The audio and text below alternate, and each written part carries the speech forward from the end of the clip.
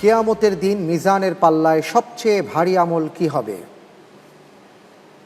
ক তাকওয়া, খ সালাত, গ সিয়াম, ঘ উত্তম চরিত্র।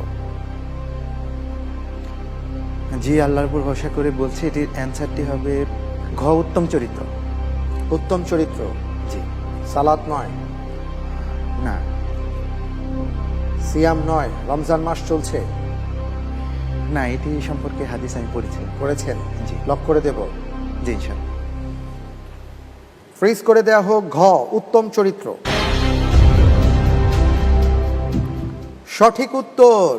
আলহামদুলিল্লাহ। আলহামদুলিল্লাহ। প্রিয় দর্শক, আপনারা শুনেছেন রাসূল সাল্লাল্লাহু আলাইহি ওয়াসাল্লাম বলেছেন, যার উত্তম চরিত্র হবে কিয়ামতের দিন মিজানের পাল্লায় তার আমলনামা ভারী হবে। আল্লাহু আকবার। আল্লাহ তাআলা আমাদের সবাইকে উত্তম